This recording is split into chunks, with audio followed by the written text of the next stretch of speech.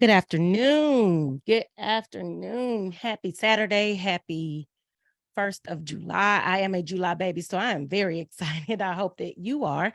I'm glad that you joined us this afternoon. My name is Brandy. I am the host and the creator, and this is In the Damn Way and Life, Love, Everything in Between. I do apologize for not being all the way prepared as I would have liked to have been, but the show must go on. So today we're going to finish up our series on finding yourself. Today's topic is how to love you or loving yourself. So, again, if you have any questions or you want to give any comments on what it is that we're saying, we do have the Q&A down at the bottom. I will be keeping an eye on this and answering questions along the way. So, when we talk about traumas and we talk about healing, the one thing that we don't talk about is the process in the end. And that process is learning to love ourselves. So, in the beginning, there's trauma. Well, in the beginning, we're innocent, and then there's trauma, and then there's getting through that trauma, and then there's trying to start over with this person that some of you may not know. Um, this may be a new person, and I had an analogy that dropped on me this morning, and it was comparing yourself to this sheet of paper. Okay, so in the beginning, it's nice and crisp, and there are no blemishes on it. And then there's trauma. So this is where we are in the trauma. This is where we are through the abuse. This is where we are through the heartache. This is where we are through the grief. This is where we are in whatever life challenges we have. We are balled up. We don't know what to do with this pent up energy. We don't know what to do with all this hurt, all this pain, all this trauma. And as we start to unravel, we notice that now we have some new creases. We have some new lines that have been drawn. We have some new boundaries that have been drawn. We have some new things that have invented us. And when we're done, we are still that sheet of paper, right? We're still whole, but we look different. We don't look the same as we did before. So what do we do with that person who we don't know, who is new to us? So a few things that I came up with that helped me as I'm going through the healing process and getting to the other side and learning to love myself is to journal. Like, I don't know if you guys understand how important journaling is. Even if you wake up, sometimes I wake up out of my sleep and I grab my phone and I go on my notes section and I may jot down a dream that I've had or a thought that I've had. Or I used to keep a notepad by my bed and I would get up and I would write when my spirit would be woken up in the middle of the night, just of thoughts that may be going through my mind. And honestly, it helped me to one process what it was that was keeping me from resting, as well as processing those traumas and understanding what they are. Um, and you don't realize what is actually bothering you, right? You look at the big things like, yes, I was abused. That was a big thing, but I was also heartbroken. And in order for me to understand where that heartbreak came from, I had to do the work. Like, I had to go back, and it was past my ex-husband. It was past broken relationships. It was past job loss. It was past um financial issues. It went all the way back to when my mother and father separated. That was heartbreaking in itself because I was a daddy's girl, always have been. And so that relationship that I had with him was shattered when they separated. And so that's where my heartbreak began. And it just continued to grow and grow and grow and grow. But I was not able to really understand what the root of my pain was, because I was just so used to surviving and so used to moving and so used to getting over and so used to just saying, okay, I dealt with that. It's gone. It's in the past. So I didn't stop to figure out exactly what it was that was bothering me. And so that was one of the things that I found helpful was journaling, which is simple in itself. The next thing that I found that was very helpful was learning all about that self care that we talked about last week when we talked about creating boundaries. Um, it is very, very, very, very important to just take care of you. And that doesn't mean I have to get my nails done and my hair done, although I do love those things. I love shopping, but I have to do it in a healthy manner. So when I'm depressed or when I'm dealing with something, when I shop, I shop. And I mean, I can max out some card shopping. And so that's unhealthy because then that creates another financial burden for me. And then I'm working harder to pay that debt off. And so I don't want to be in that space, but I do want to treat myself every now and again. And it doesn't have to be with something expensive, it could be with just a walk, or it could be a nice trip to the park and just reading a book. So just giving myself time to process what may be hurting me, process that what my day was, or process just that moment.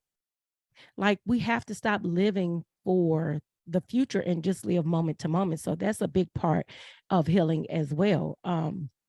Me, I am a very impatient person. I want to go from hurt to healed all in the same day. Like, I don't want to wait the process. I don't want to think about it. I don't want to have to do the work that it takes to get to that other side. I don't want to sit and deal with it. I want it to be over with. I want myself to be healed. And I find myself suppressing. And so again, you're gonna hear me talk a lot about my father, but when my father passed, one thing that my son who's on here today, thank you for joining today, Davion, but one thing that he told me is that it's okay for you to sit in that. It's okay for you to be sad. It's okay for you to be angry. It's okay for you to feel every last emotion that you feel about that, because if you don't process those emotions, you're never going to heal. And so I'm coming to you and saying that in that self-care, that's where that comes from. Just having a seat and being okay with not doing anything. I have a problem with, oh my gosh, I have a real problem with sitting down. I will find a million things to do. And in my mind, it's not that I have so much that I need to do. It's that if I'm resting, then somebody's gonna think I'm lazy. I'm so worried about someone else saying something that has no bearing on my life whatsoever, but I've taken it and I've um put it down in my spirit, and now that's how I react. So when I'm supposed to be resting, I'm up washing dishes, mopping the floor, doing this, doing that, painting the house. I can find a million things to do, and it's always something that's too far, um that takes me all the way out from what I'm supposed to be doing. And then I'm not even thinking about what it is I'm supposed to be thinking about, right? Processing whatever I need to process, because now I filled it up with something else to do. A big thing that I'll tend to do is do a homemade recipe. Like that's my pastime. That stops me from having to think about something, because now I have to think about how I'm going to do this recipe. Girl, if you don't get that slaw that you've been getting out the store these past 20 years and quit trying to make homemade, not that I don't know how to make homemade slaw, but I'm just saying sometimes it's just not appropriate. But that's just an example of what I will do. I will go all the way somewhere else than where I need to be. And so then I never process what I'm feeling. I never process my emotions, and I suppress it so much till it hurts, like literally hurts my bones. And then I can't sleep. And so before I get to that point or continue to stay in that way, um, I'm learning more about self-care and just being in the moment. I have a question from Davion who states, where do you think that comes from? The idea that you're somehow lazy if you choose to rest. Ooh, well, Davion, I honestly I don't know where that comes from. Um, I think that for so long I've tried to prove myself. Um, that I feel like if I'm not doing anything, I'm not proving myself. I'm not worthy. I'm not this because so many people relation. Ooh, I'm sorry. That's making me so many relationships have been contingent upon what I can do for that person. And if I can't do anything for you, then I'm not worthy of whatever it is that you're giving me. And so I've turned that into if I'm always doing something, if I'm always producing, if I'm always just staying on top of and not sitting, then I'm doing something. So if I'm doing something, then that means somebody somewhere is appreciative of what I'm doing when actually it doesn't matter, which is what I'm learning now. It doesn't matter what other people think because at the end of the day, no one is going to love me like me. And if I don't love me, then I can't expect others to love me the way I feel I need to be loved. And so therefore, they get to treat me the way they want me to be treated. And then we start down this downward spiral that I've been on for the last 41 years of my life. And I'll be 42 in a few days. So we actually, yeah, that part of my life is over. But yeah, so I hope that answers your question. It's just behavior. And again, you don't even know that you're doing these things. You don't even know. And I'm glad you asked that question because you don't know what the root of it is if you don't do the work. So it wasn't until I started going through my healing journey and um writing things down that I start to say, darn, you're doing all of this to prove to someone else that you're this and you're that when the only person that it matters to is you. No one is pouring into you. No one is financially helping you. No one is coming to make sure your house is clean. No one is doing all the things that you are trying to prove to them that you're doing. So, again, if it's not bothering you, why are you doing it? So, thank you for that question.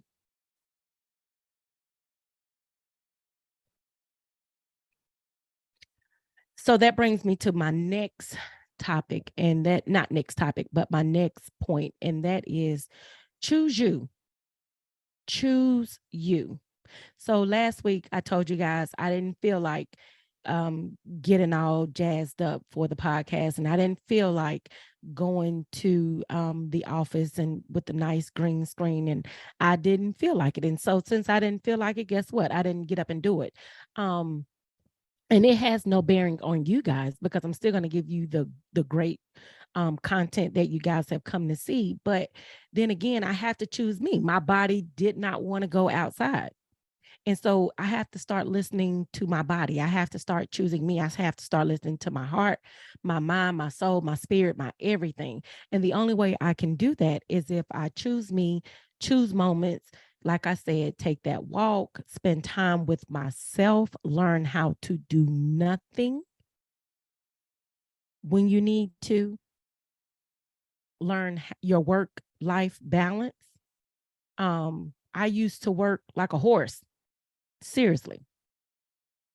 I have worked 16-hour days um just because I had a goal, I had a purpose. I knew why I was doing it, but I did it to make ends meet. I would work myself stupid, halfway sleeping and I'm up from 5 in the morning to 8 at night, just working, working, working. And when I got where I wanted to be, I couldn't even enjoy it. I could not enjoy it because I felt like I still had to keep going. I hadn't done enough. I hadn't proved enough. I hadn't, given enough to the people. I hadn't, you know, um, started this cause. I hadn't done this. I hadn't done that. I still needed to give. But when do you stop and say, you know what? I have to give to me first. Like, I'm the one that's lacking. So if I'm pouring into everybody else and giving everything else what it needs, when am I going to choose me and actually just be happy and be content and enjoy the fruits of your labor? I mean, to have a brand new home, and this is not bragging, but to have a brand new home built from the ground, no co-signer, credit was good enough to get it with an awesome interest rate, and to not be able to enjoy it because you're still working like a horse. How does that work? How do you actually thank God for the blessings that he has given you when you're constantly telling him, I thank you for what you did, but it's still not enough. I still have to keep going. I still have to prove that I'm this and I have to prove that I'm that. Well, guess what? I don't have to prove anything to anybody other than me. I have to prove to me that I'm good enough to say, hey, you know what, girl, you did that. You raised them three boys by yourself. You sent two of them off to college. You got all three of them through high school. None of them went to jail. None of them have babies. You have beaten the odds already with the father that's, a convicted felon, and a mother who, dropped out of high school. Not saying we're uneducated. I'm saying we dropped out of high school. Don't get it twisted. But dropped out of high school, like society has already told you that you were supposed to have been lost a long time ago. So not only did you defy the odds, then you turned around, got your credit together, you learned how to manage your money, you learned how to do all these things, and you got this house living beside people that there was a time it wasn't going to happen. Not saying I live in $1 million home, but not saying that you know, I'm just grateful for what I have. Let me just say that, because I don't ever want anyone to feel like I'm saying what I have is better than what they have. What I'm saying is what God gave me, what I was blessed with, what society told me I could not have, where society told me I could not live. I do. I have. I did. I overcame. And so since I did all of that with God's help, please don't get that twisted. Um, but since I did all of that and I completed all of that, instead of me saying, thank you, God, let me enjoy this, let me, just sit in this, I want to keep going and doing something else. Don't want to take the time to breathe. Don't want to be in peace. I want to keep bringing chaos. Um, as my son say, stay in survival mode. I'm still in survival mode. I still got to fight. Who am I fighting for? My kids gone. All three of them work. Good job. All three of them got good credit. None of them are asking me for money. They good. So at the end of the day, if they're good and I'm good, then why am I going the extra mile? Unless God has given me another purpose, why am I creating chaos in a world where he's already given me the peace? He said, you ain't even enjoyed this yet. And you ready to go ahead and tackle something else. You ready to jump into something else. Yeah, I gave you the vision to do it, but I didn't say you had to do it right now. So I had to stop and say, you know what, Brandy? It's okay. It's okay to say no. It's okay to say I don't want to do that. It's okay to say, you know what, I'm not going to be able to make that. It is okay. It is okay for you to just enjoy life, choosing you. That is okay. And so we have to start saying that, especially coming out of trauma situations. We have to say it's just okay. It's okay to be us. It's okay to live, because to get through trauma, I feel like it takes you just as long as you were in the trauma in order to get out of the trauma, healed, and back on your feet. So if I've made it through a good portion of my trauma, Not saying I don't have more work to go, because now I have to work on me. I've gotten through the things. I've gotten through what has hurt me. I've dealt with that. But now I got some new stuff. Now I got to deal with my dad's death. Now I have to deal with this. Now I have to deal with that. But it's not even really that I have to deal with it. It's that I have to accept it and accept that now it's my time to live. So I take that back. I don't have anything really that I have to deal with other than grief. I'll say that. But I don't have any major traumas that I really have to deal with other than the trauma of not loving me. Everybody else has been dealt with. So I have to stop saying that, you could talk to me for 3 hours on the phone about absolutely nothing if I have other things, that I need to be doing for myself. I have to stop saying that I'm going to put my aunt cape on, my sister cape on, my daughter cape on, and run to the rescue of everyone who calls me that needs me to do something. Not going to happen. My friend cape on, not going to happen. Not every time, because I have to be okay with it just being me. Because I promise you, if you don't choose you, nobody else will. I had to learn that the hard way. And then my last point that I wanted to make was, if you need to relocate to reclaim your peace, do so. Y'all, when I tell you, there are not many streets other than the new ones within the past 10 years, but there's not many streets that I can't look at and say, something happened right there. I dealt with something over there. And because of that, I'm over it.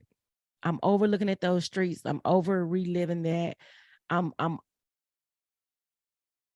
I'm not saying I'm over it like I have gotten over it. What I'm saying is I'm over it. I'm just over even re-traumatizing myself with something I've forgiven and said, you know what? I'm done with that. I'm done with that. But when you're around certain people or you do certain things and the first thing that come out of their mouth was, I remember when, I remember when, I remember when, it just makes you relive stuff that you have to be okay with saying, you know what, can we talk about something else? Can we talk about, I don't know, can we talk about today? Ask me what I did last week, but I definitely don't want to relive what I did 20 years ago. Not every time I see you.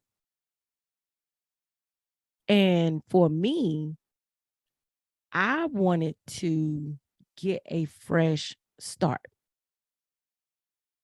kick it in the high gear, get a fresh start, maybe come back, maybe not, but get a fresh start and just smell some different air and actually be able to process all the grief, hurt, and pain that I've had to deal with within the last 10 years and just be okay with that. But you have to make sure that, and my son said it so very nicely, you have to make sure that you're not running from it. So even if you're going to run away, which is in my book definitely fine, just when you reach that place, already have it planned that when I'm gonna see a therapist, I'm going to do the work, but I just have to get out of this space because this space constantly re-traumatizes me over and over and over. I get it. I get it. Me and my ex-husband had an altercation one day on a street that it was bad. I won't go into detail, but it was very bad. And every time I go through that street or yeah, through that street, I can see it just like it was yesterday. I can see the pain, the hurt, the everything that happened in that moment. I can see it. And so I try to make a point not to even go on that street because I just don't even want to see it. I'm not still mad about it. But I don't want to look at that, just that portion of the street. I can go through the rest of the street and I'm fine. I get through that part, get to that part. And when I see myself doing the actions that I did that day we had that altercation, I'm just like, wow. But there's two sides to that. So I'm like, wow, I don't want to revisit that. But then I'm like, wow, I made it through that. I'm on the other side of that. I've been able to allow this man to come in my house and break bread with me since then. And I'm okay with that. Felt no feelings about it. I've been to his home and broke bread. No feelings about that. A lot of people couldn't understand. What? You doing what? He's what? But sometimes when you get through stuff, you have to, and it's not for them, it's for you. You have to say to yourself, I'm okay, and walk in that. But again, if I would have had to leave in order to get to that point, I would have been okay with that too. Just so happens he was the one who left. And so it made it better. But it took me a minute to get to that point too. So I had to get all the way off that from that side of town in order to even start processing that pain. Because at first, like I told you guys before, there was anger, there was drinking, there was partying, there was this, there was that. I don't think it told you all that, but there was a whole lot that I was processing that I was dealing with or not dealing with, just because of what I've been through. And by me being on that side of town where everything happened, it was just bothering me to where I wasn't talking to anybody. I didn't tell anybody. And I've never told anyone until today, that it was bothering me so much that I felt like if I'm drinking, I won't think about it. If I'm sleeping with that person, I won't think about it. If I'm partying, I won't think about it. But what I wasn't thinking about, which was most important, and that was me and what I had in tow. So um I ended up I did end up leaving from that side of town altogether, which was where I finally got myself on the right track. But it took me leaving to get it together.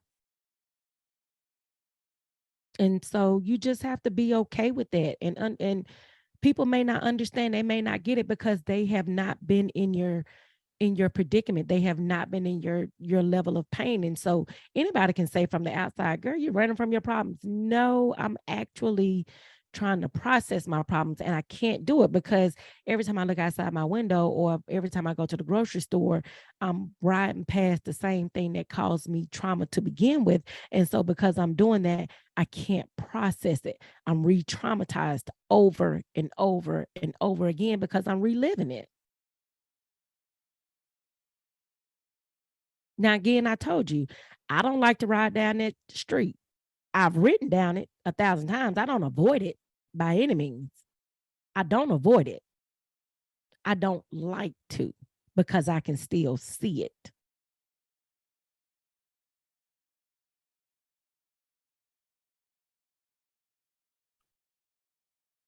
Healing is a journey, y'all, and it is not easy. It's not a fast paced walk. It's not a run. It's not a sprint. It's definitely a marathon.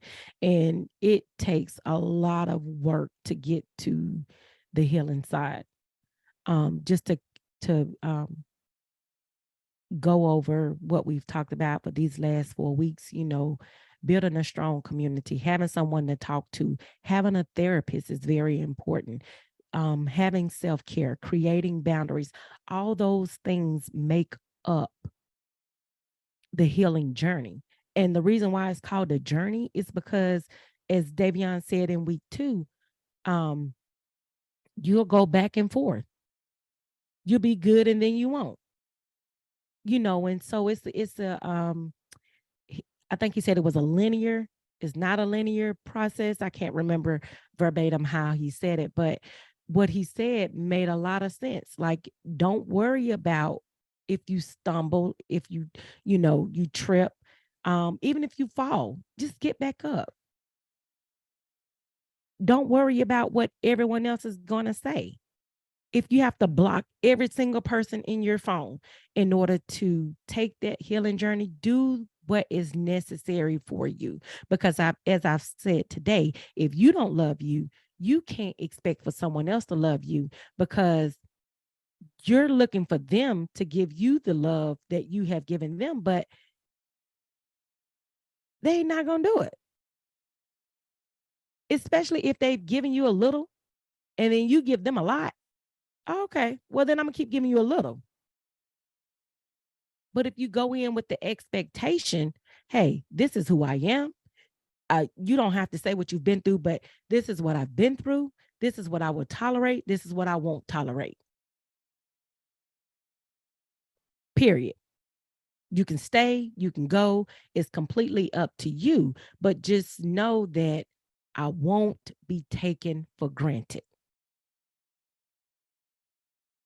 The journey is too hard. It's too tedious. It's too I don't know. I can't say any other word, but it's too difficult.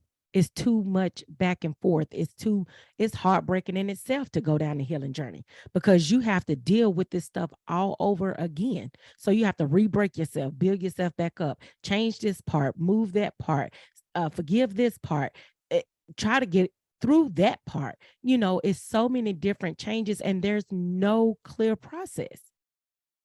There's no clear way. And I can't tell you that, oh, you know what? If you go see a counselor, you're going to be good tomorrow. I went to see a therapist. I quit seeing a therapist. I've taken antidepressant medication. I quit taking antidepressant medication. So I'm one that teeters back and forth, knowing that I still deal with some traumas, and I still deal with this, and I still deal with that. But guess what, guys? I don't give up. I don't give up. And so if you've not taken anything from everything that I've said, if nothing resonates with you other than don't give up. Don't give up. And don't let people tell you or define you by what you did. You define yourself by who you are. I am healed. I am a survivor. I am this. I am that. And stand in what you are. So when my quote says it's not what you do, is who you are, tell them who you are. I am strong. I am independent. I am loving. I am trustworthy. I am a loyal. I am a mother. I am an entrepreneur. I am a writer. I am forgiving. I am God, a believer of God. I am a whole lot of things. But what I'm not is broken. I've been broken. I've started to put my pieces back together. So there may be some broken pieces, but I'm not broken, because I've come to the reality that it's time for me to take that journey of being all the way healed. And because I've decided to do that, I can right my wrongs, and you don't get to make me live in it. Any other questions before I go today? I think that's all I have.